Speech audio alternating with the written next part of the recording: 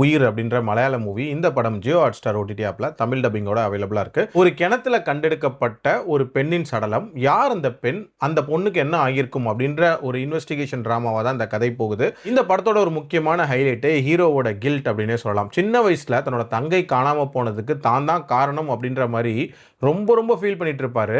அதை போக்குற மாதிரியான ஒரு ரெமிடியா வந்து கடைசியா ஒன்று பண்ணுவாரு. அது உண்மையிலே நீட்டா இருந்துச்சு. கிரைம் இன்வெஸ்டிகேஷனை பொறுத்த வரைக்கும் ஆரம்பத்தில் ஒரு பெண்ணின் சடலம் இருக்கு, அவ யாரா இருப்பா அப்படின்ற மாதிரியான ஒரு டோன்ல தான் ஸ்டார்ட் ஆகுது. ஆரம்ப கட்ட இன்வெஸ்டிகேஷன் எல்லாமே நீட்டா தான் இருந்துச்சு. பட் இவங்க சஸ்பெக்டா பார்த்தீங்கன்னா ரொம்ப லிமிட்டடான ஆளுங்களை தான் வந்து காட்டுறாங்க. இதை வச்சு இவங்க ட்விஸ்ட் அண்ட் டர்ன்ஸ் ட்ரை பண்ணியிருக்காங்க. ஒரு சில இடங்கள்ல அந்த twist and turns work out ஆனாலும் நிறைய இடங்கள்ல கொஞ்சம் ப்ரெடிக்டபிளா இருந்துச்சு. இன்ஃபேக்ட் ஒரு கட்டத்துக்கு மேல ரொம்ப எக்ஸ்டெண்டடா இந்த கிரைம் டிராமாவை கொண்டு போறாங்களோ அப்படின்ற மாதிரியான ஒரு ஃபீலே வர ஆரம்பிச்சிருச்சு. கண்டிப்பா இன்னுமே வந்து கிறிஸ்பியரா இன்னுமே எங்கேஜிங்கா பிரசன்ட் பண்ணியிருந்திருக்கலாம். பட் கண்டிப்பா டைம் பாஸ்க்கு ட்ரை பண்ணி பார்க்கலாம்.